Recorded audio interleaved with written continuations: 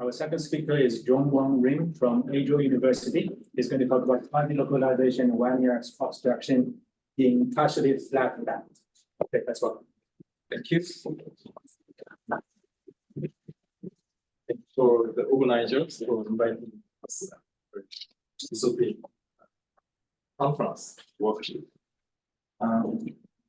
My subject is totally fit with this conference, so I'm going to talk about localization nature of partially flat band. Actually, flat band's localization nature has been thoroughly studied last many years, but I think the partially flat band's localization properties haven't been studied yet. So I'm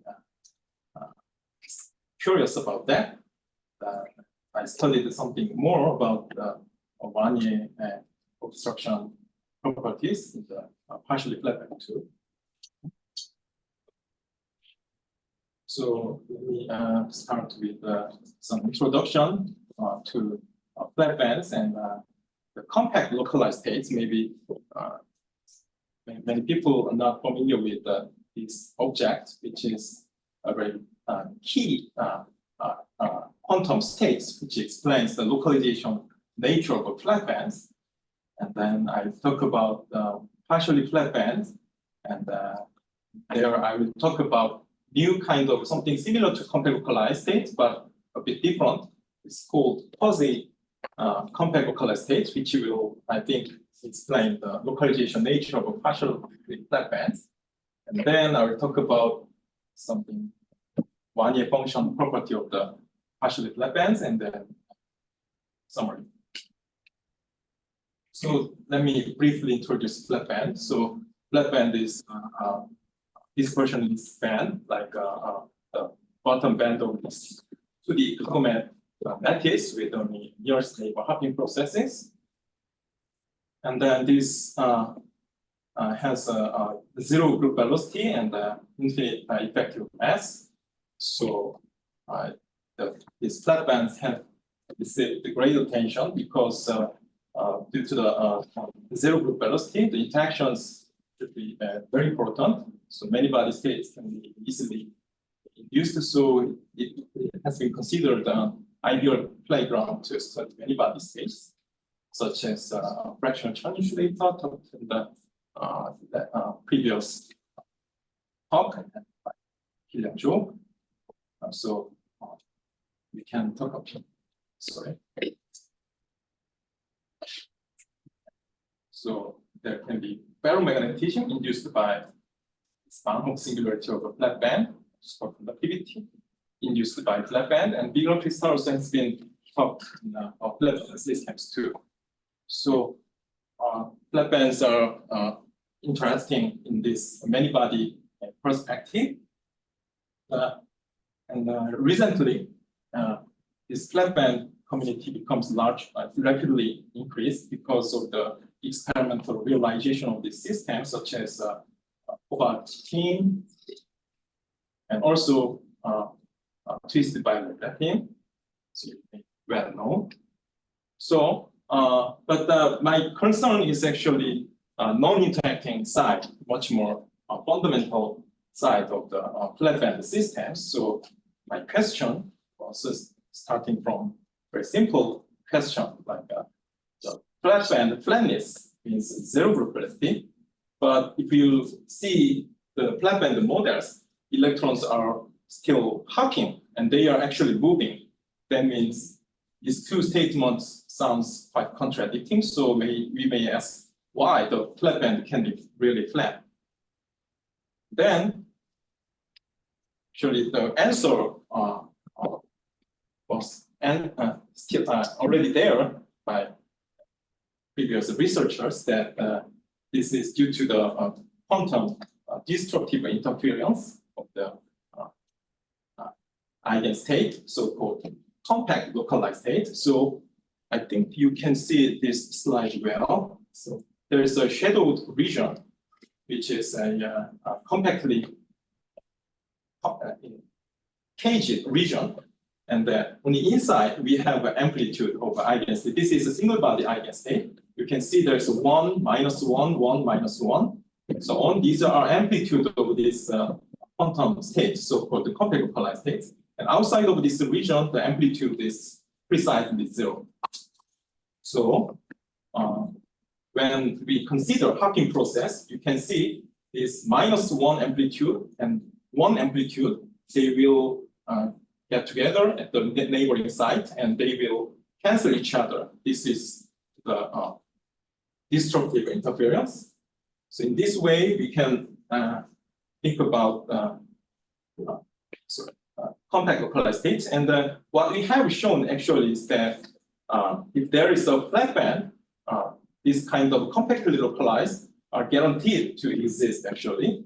And this, due to the translational symmetry, we can find n number of compactly localized states. And this explains the microscopic degeneracy of this flat band from this real space point of view. Okay, so actually, this existence of the compact localized states has been considered to explain the localization nature of this exotic band structure. Okay, so if there is a flat band, CLS compact localized states is guaranteed to exist. There's a CLS, then we can think about the existence of a flat band in the band structure. Okay. Let me talk on one more thing, something interesting. So for the real space topology in the flat band system. So actually in Kagome lattice, I already talked about this existence of a compact localized states, but actually there is one more very interesting thing. So I'm going to talk about so-called counting argument. So I said that if we find n number of compact localized states, then we can explain the n number of Bloch states in the flat band. So they should be, the number should be matching. But unfortunately, if we simply add all the possible compact localized states, actually they vanish, nothing. That means among these n number of compact localized states, one of them can be made by a linear combination of other compact localized states. That means actually we didn't find full complete set of compact localized states, and we should find at least one more state to explain the n number of flat band. And they shouldn't be this kind of totally localized feature. And in this paper, Rhim balance group, they first found out that the additional state should be this kind of extended state, so-called non-contractible loop states. If we put these line-shaped states on the torus geometry of this real space with a periodic boundary condition, then they will rounding this geometry, and then we can think that this is topological. Okay, and indeed, we cannot easily cut this state by simply adding compact localized states, and they just deform, still maintaining this kind of topological feature. And they said this is the real space topology, and actually this explains the counting argument. And actually we can find the two additional states of non-contractible loop states, and we actually, it looks like we found two more states, but it is the correct answer because at the same energy of flat band, actually we have n plus 1 states at the because the double degeneracy at the touching point of this band structure of Kagome lattice. And we actually, what we have shown in this paper was that actually this kind of existence for real space topology is guaranteed when there is a singularity in the Bloch wave function, the momentum space. We call such a flat band as a singular flat band. And we also found out that if we consider open boundary system, then this existence of a non-contractible loop state will lead to this so-called another boundary mode, so-called the robust boundary mode. And experimentally in the photonic lattice, we have demonstrated this existence of interesting topological states. Okay, and then let me move on to the partially flat band. So okay, before talk about partially flat band, I'll give a brief introduction about the partially flat. So what is the partially flat band? And actually, the partially flat band I'm considering is basically the topological edge mode, which appears, for example, in the graphene nanoribbon with the zigzag edge. And it's very well known that around this zone boundary, we have a perfectly flat band if this system is semi-infinite. So this is the finite width nanoribbon. So actually, if we zoom in, the dispersion is actually with the power n. But when the width here, n is the width of the ribbon. So when n goes to infinity, in the semi-infinite limit, actually it becomes totally flat. Okay, so this is the partially flat band, what I'm talking about, and this flat band also exhibits bound singularity. So when interactions is involved, then we may have magnetism.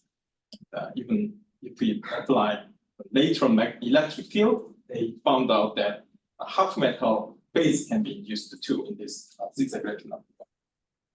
Also, in the node-line semimetal, like this, there's a band crossing with the line shape. And if we make the system semi-infinite and make a surface, then a surface state with this drumhead shape is induced in the Brillouin zone. So this can be also depending on system, but if there's a proper symmetry, then it can be at the precisely zero energy, and it can be partially flat band in two-dimensional space. Okay. So my question was, can you also explain this localization nature of this partially flat band by using the same compact localized states? That was the question. So let me assume that indeed there is a compactly localized state for this partially flat band, which looks like, for example, this one is actually this is not exactly the eigenstate, but let's just assume that there is some kind of compact localized state that something looks like that.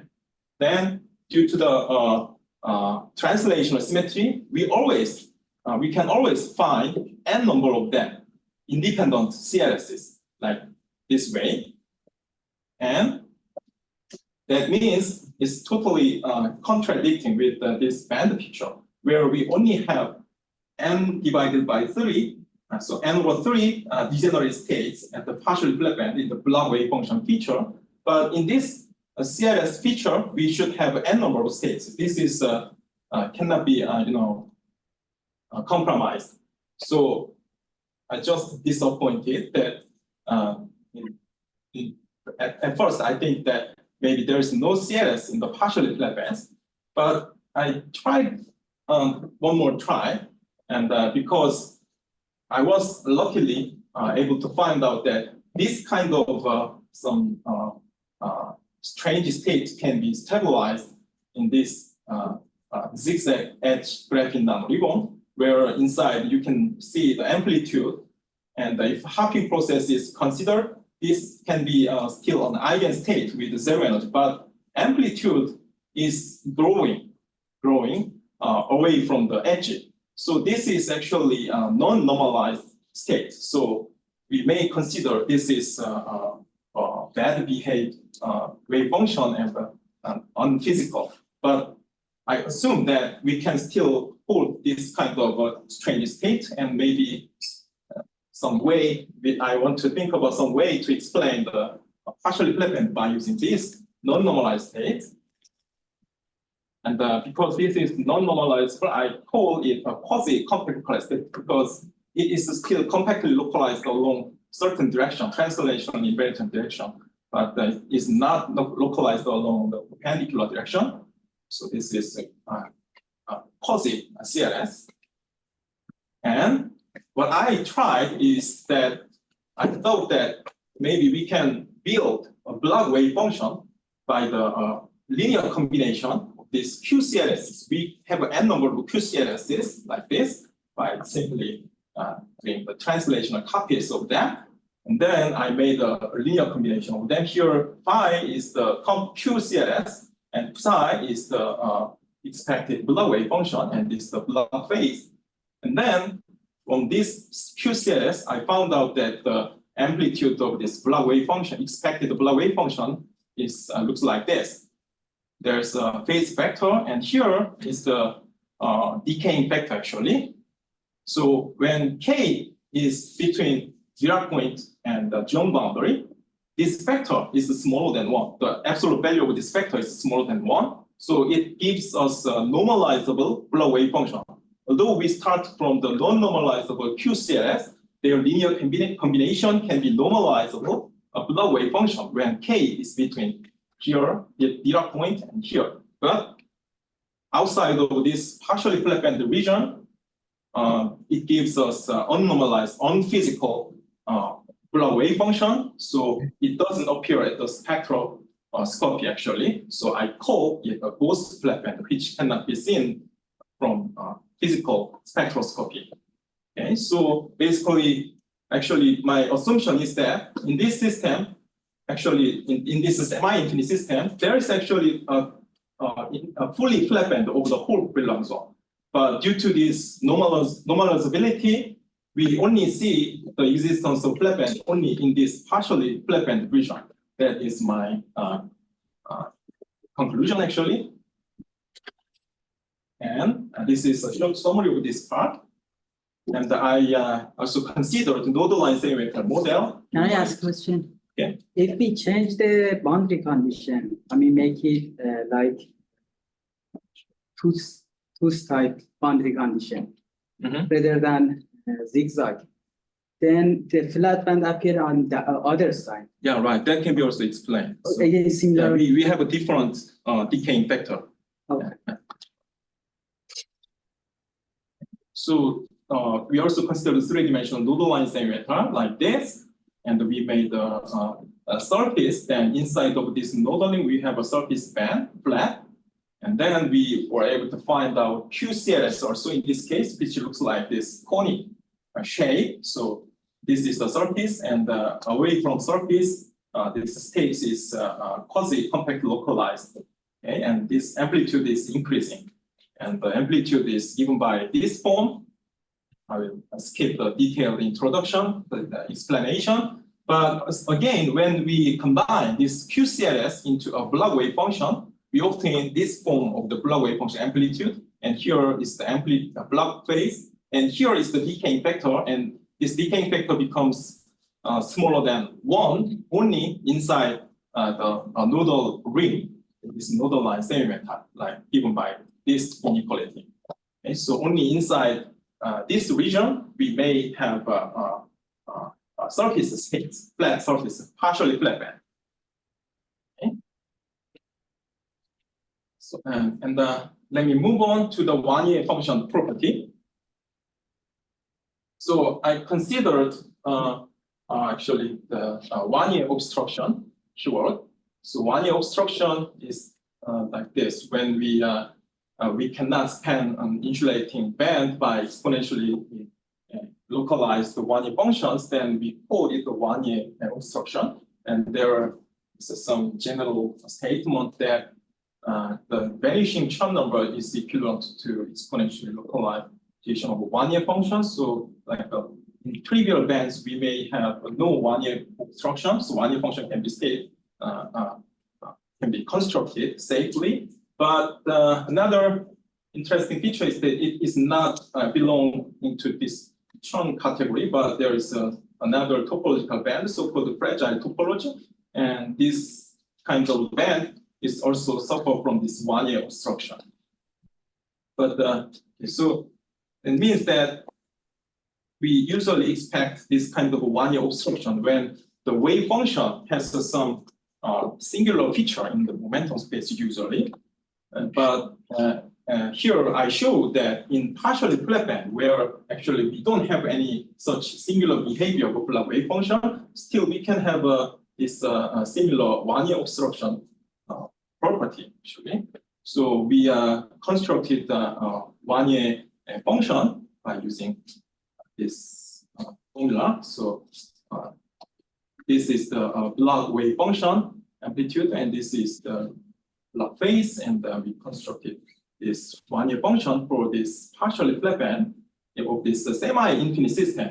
So the basic idea is that this partially flat band is not connected to bulk band in this semi-infinite system. It is connected to this ghost flat band. So we should obtain a Wannier function from this flat bands, combination of ghost flat band and partial flat band. But this ghost flat band doesn't participate in this construction because they are unphysical. So the point is that when we do summation over this momentum, we only sum over the region where the partially flat band is developed.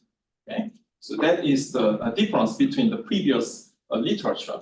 So in the previous literature, we always do this momentum integration of the whole Brillouin zone. But in this problem, due to this existence of ghost flat band, we only sum over the momentum corresponding to the partially flat band.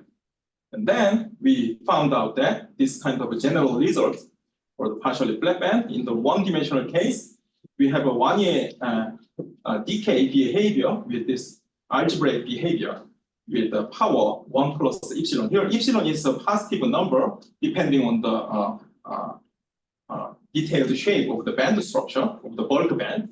And in the 2D case, we have a bit larger number of exponents like this. So we in the semi-infinite case, we cannot find the exponentially decaying Wannier functions, and this is the Wannier obstruction of the partially flat band.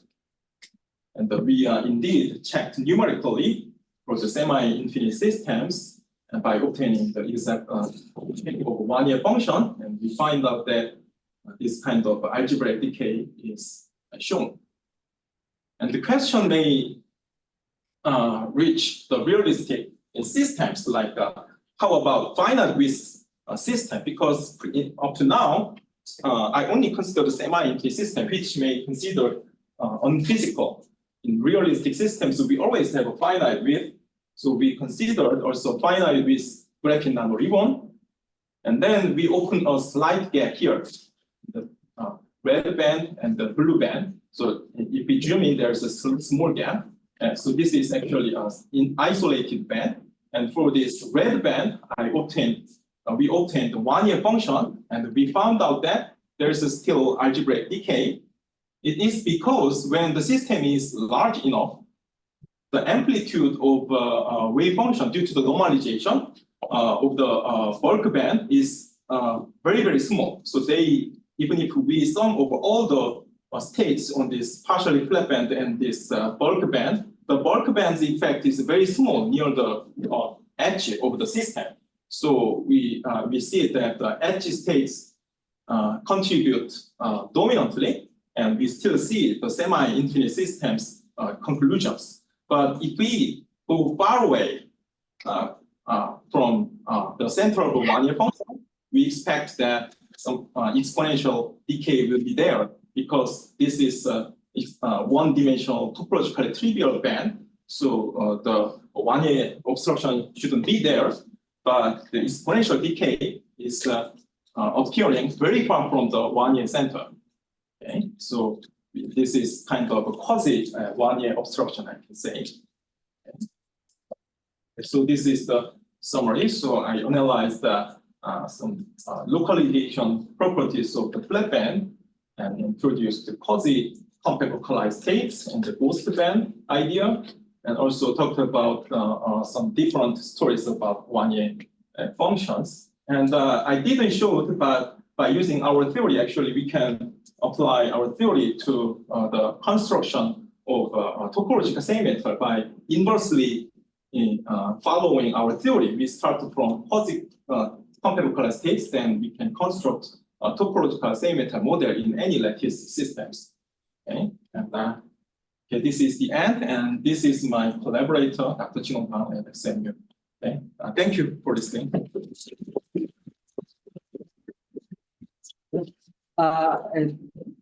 This graph and 2D cone, we can bring it together. I mean, we can move it. A number of these partial flat bands increases, yeah, and then we can annihilate these two Dirac cone and we obtain one pure flat band, or we can remove it.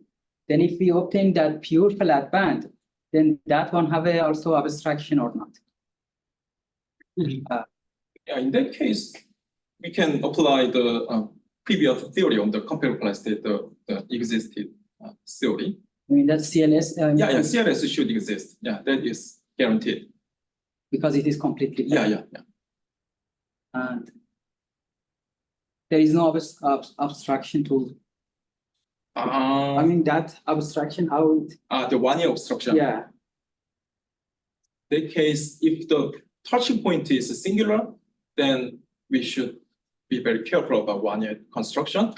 But I think it's that. Yeah. If singular Wannier obstruction. Please. So when you define the quasi-CLS, the Wannier function, what is the momentum sum that you think?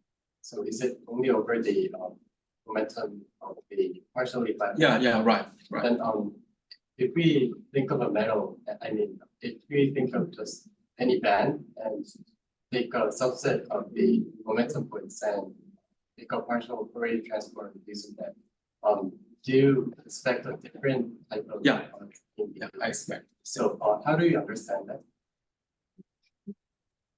That is actually the explanation of a metal and insulator, right? So insulator is a localized feature, so we should have a Wannier state, exponentially localized. But in metal, that feature is not. But I mean, what so like if the delocalization is coming from taking a partial sum of the momentum eigenstates, then I don't really understand how different it is from a trivial metal. Actually, that is can be answered from this example. So here, actually, we obtain Wannier function by summing all the Bloch wave function in this band. But because at the edge, the amplitude of this bulk band wave function is extremely small. So they do not contribute, almost contribute. So for some range of this spatial dimension, we still have the partial sum of a Bloch wave function, effectively partial sum, because they give us negligible amplitude. But when we go far away, very far away, then they can also contribute and will have an exponential localization. Yeah, I have a question about this time reversal symmetry.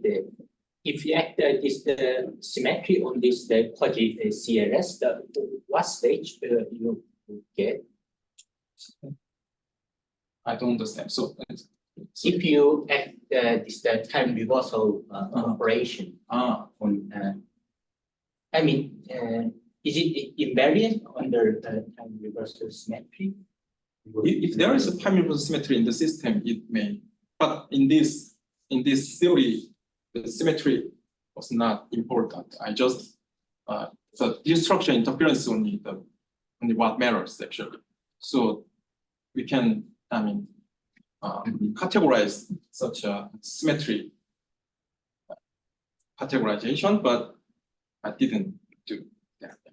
So, but still, the theory can be applied to any kind of symmetry.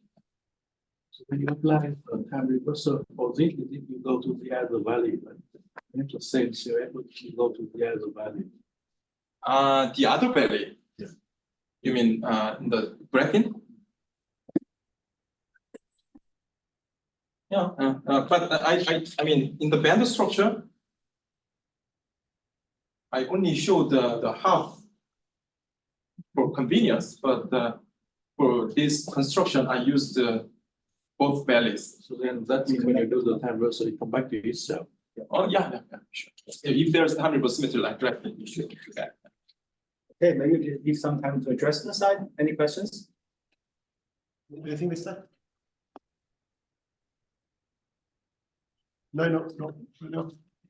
Okay, if there are no questions, we're right on time, so I guess we'll have a break.